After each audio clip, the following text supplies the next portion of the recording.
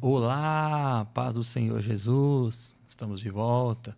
Eu sou o evangelista Fagner. Aqui nós estamos mais uma vez para estar falando da palavra de Deus. Estamos de volta. Vamos estar fazendo uma maratona sobre a carta de Paulo aos Romanos. Eu quero te convidar, tá, a estar conosco. Vamos estar fazendo uma série de vídeos, Romanos capítulo 1, capítulo 2, com trechos. Estamos falando aqui hoje, vamos estar falando sobre Romanos capítulo de número 1. Vamos falar sobre a carta de Paulo aos irmãos de Roma, tá? Como que a carta de Paulo aos Romanos foi escrita? Quem era a igreja de Roma? Por que foi escrita essa carta aos Romanos? O que Paulo quis dizer? Enfim, tá? Então, eu quero te convidar a fazer parte, deixar sua dúvida, seu comentário. Nós vamos estar muito felizes com a sua participação. Amém?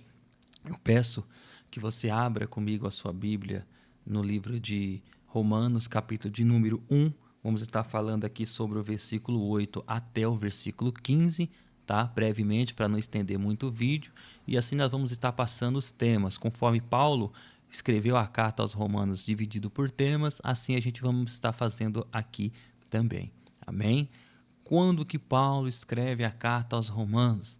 Paulo escreve a carta aos Romanos no ano 57 depois de Cristo, tá?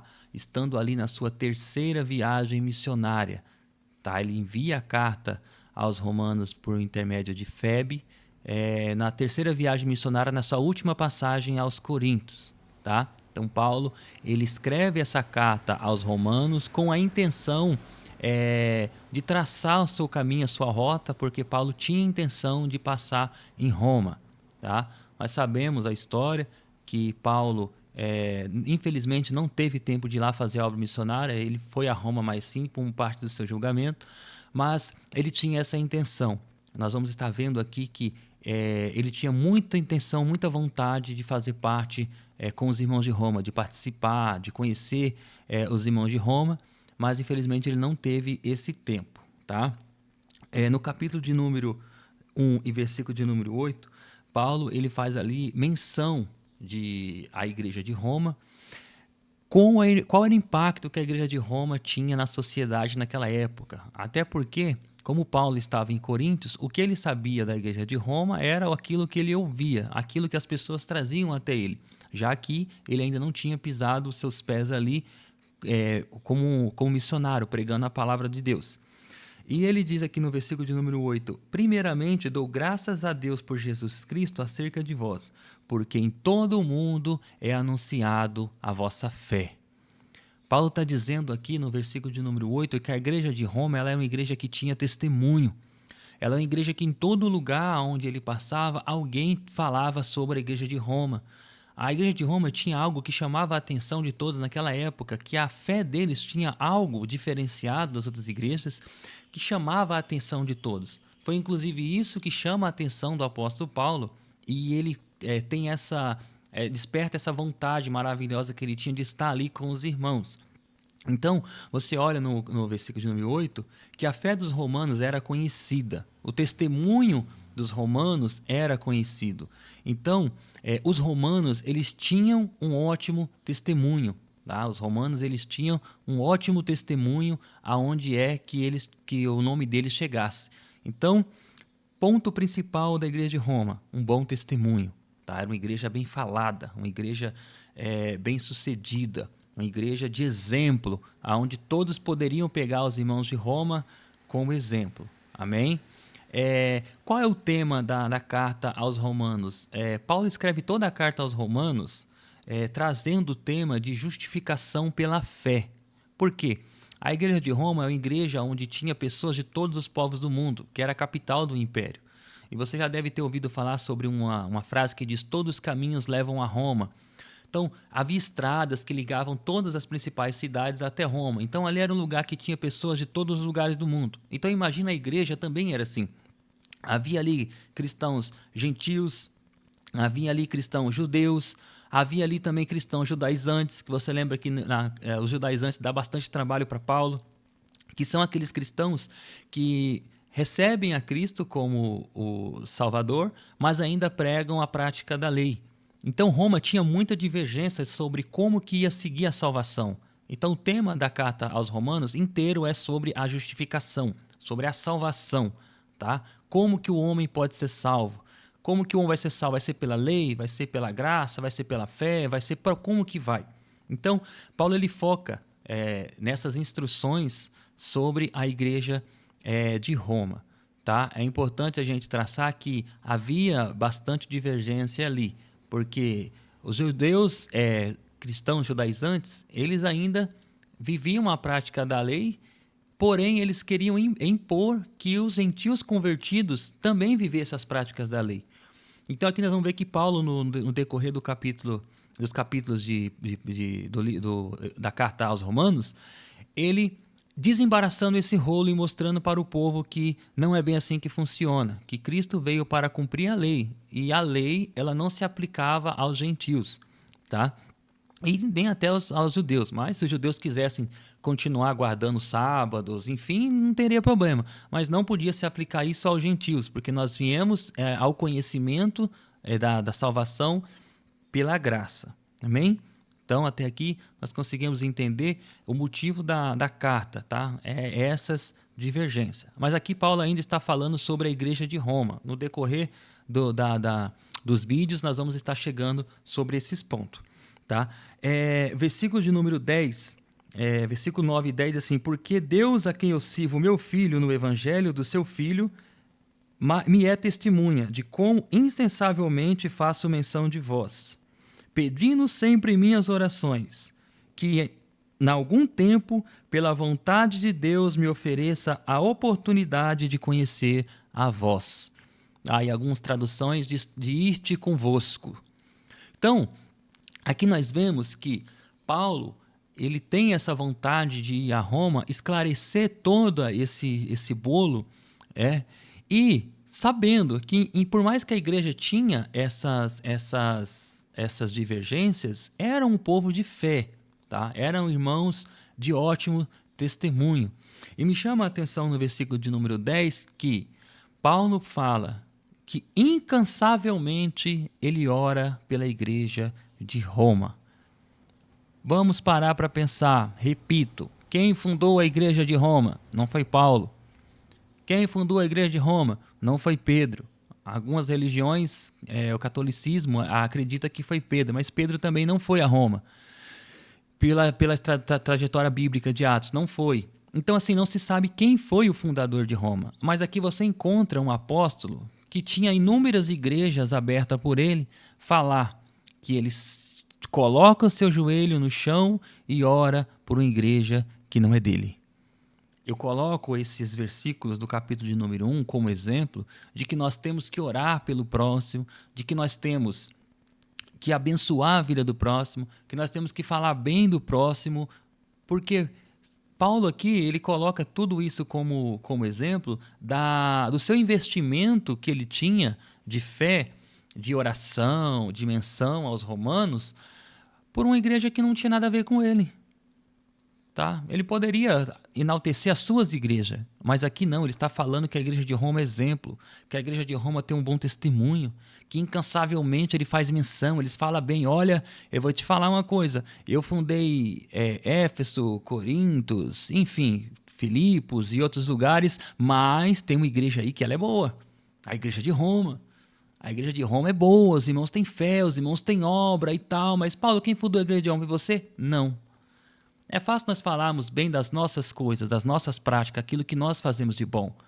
Eu lembro que eu tinha um conhecido, um amigo, que ele falava assim, nossa, o culto foi maravilhoso hoje, o culto foi tremendo, eu nunca vi um culto como aquele. Aí você falava, irmão, quem pregou? Eu.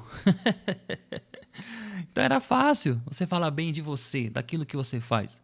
Porém, Paulo, ele enaltece uma igreja que não é dele. Ele fala bem da igreja do próximo, ele fala bem de outros irmãos, ele incansavelmente ora a Deus pela vida dos irmãos de Roma. Amém? Então vamos aprender aqui a orar pelo próximo, a falar bem do próximo, a engrandecer o irmão. Se você é pregador e tem outro pregador pregando, poxa, olha que legal, o pregador é uma benção, o cantor é uma benção e tal, enaltecer o próximo. Nós sabemos que nessa época aqui, ou até os dias de hoje, os judeus eles tinham muito isso de trazer a glória só para eles. Pô, nós somos filhos de Abraão. Eles eram egocêntricos nesse ponto de se achar que por eles ser descendente de Abraão, eles eram diferenciados, que Deus era só deles e tal. E Paulo coloca aqui, no exemplo que nos mostra, que ele, como um judeu, ele sabe que a igreja de Roma tinha muitos judeus e muitos gentios. Ele poderia falar, olha, os judeus de Roma são uma benção. Não, ele coloca a igreja, todos os irmãos de Roma são abençoados. E eu vou orar a Deus por todos, porque eu ainda quero vos conhecer. Paulo ele tem um exemplo de simplicidade completamente maravilhoso. Amém? Versículo de número 11. Ele diz assim, porque desejo-vos para vós comunicar algum dom do Espírito, a fim de que sejais consolado.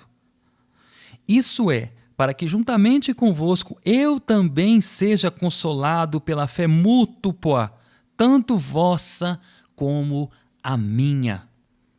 Irmãos, olha que exemplo de simplicidade maravilhoso. Paulo está dizendo aqui, olha irmãos, eu, Paulo, apóstolo de Cristo, quero ir a Roma, eu tenho algo para passar de vocês também, de que Deus, de que Cristo me revelou, porém a fé mútua, eu também quero ser consolado por meio de vós.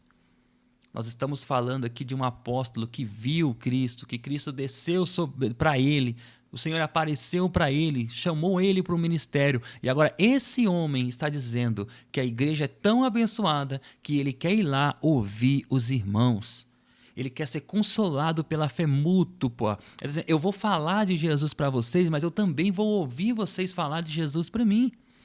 Eu também quero ser consolado por intermédio do testemunho de vós, daquilo que vocês têm feito para Deus, daquilo que vocês têm feito por Cristo. Simplicidade, a humildade, tá? Paulo, ele enaltece aos irmãos, ele se alegra pela felicidade dos irmãos. Ele assim, eu olho aqui, eu acho até comovente, você vê assim a empolgação de Paulo para falar dos irmãos de Roma. Poxa, irmãos, vocês são abençoados, eu quero estar com vocês, eu quero ver vocês, eu quero sentar, eu quero ouvir vocês falar. Ele está dizendo aqui, eu também vou comunicar a vós o meu dom, mas eu também quero ser consolado por vós. Eu também quero ouvir vocês, eu também quero ouvir vocês falar daquilo que Cristo fez para vocês. Então, esse capítulo 1 nos mostra o exemplo e a simplicidade do Evangelho. Se alegrar pelo crescimento do próximo, orar pelo crescimento do próximo e participar do crescimento do próximo. Porque ele poderia, como um apóstolo, chegar e dizer assim, ei, irmãos, eu estou indo aí até vocês em Roma e eu vou falar. Eu sou o apóstolo, vocês têm que sentar e têm que me ouvir, mas não. A fé mútua. Eu vou aí, eu vou falar, mas eu também quero ouvir. Eu também quero ver vocês me consolar, porque eu também preciso ouvir de vós aquilo que Cristo tem feito acerca de vós. Tá? Versículo 13. Não quero, porém, irmãos, que ignoreis que muitas vezes propus ir-te convosco, para também ter entre vós algum fruto, como também entre os demais gentios. Eu sou devedor tanto dos gregos quanto dos bárbaros, tanto do sábio como dos ignorantes. E assim quanto está em mim, está pronto para também vos anunciar o evangelho a vós que estás em Roma. Então, Paulo diz aqui que não foi uma ou duas vezes que ele teve vontade de estar em Roma. Ele não foi por conta que o Espírito Santo talvez não permitiu, ou pela sua trajetória do ministério, que era muito longa, mas ele aqui mostra que a vontade que ele tinha de conhecer os irmãos, de estar próximo dos irmãos. Nós vemos hoje, pessoas não falam com pessoas de outra igreja, pessoas não frequentam outras igrejas, se passa na rua, o irmão de outra igreja não cumprimenta, não sauda, e eu não sei de onde essas pessoas tiram isso. E quando nós olhamos aqui, nós vemos esse ensinamento de que o apóstolo nos ensina que ele quer participar com os irmãos que não é dele, ele ora por os irmãos que não é dele, ele quer ouvir os irmãos falar, ele quer falar com os irmãos, e ele ainda mostra a ansiedade de estar perto com os irmãos. A empolgação dele de falar assim, não vejo a hora de conhecer a vós. Amém? Então, para não estender muito aqui, nós queremos só estar traçando do versículo 8 ao 15 e que nós possamos pegar essa primeira parte do capítulo 1 e aprender com Paulo, nos alegrar com o crescimento do próximo, participar do crescimento do próximo, orar pelo crescimento do próximo e nos felicitar, tá? Quando o irmão estiver sendo usado, sendo abençoado, estiver sendo próspero, porque nós temos que ver que Deus que age na nossa vida também está agindo na vida dos nossos irmãos. Amém? Eu quero agradecer a você pelo seu tempo, deixa aqui seu like, seu comentário. Essa é só a primeira parte, nós teremos outras e outras partes e eu creio que Deus vai nos abençoar. Amém? Fique com Deus e que Deus te abençoe em nome de Jesus.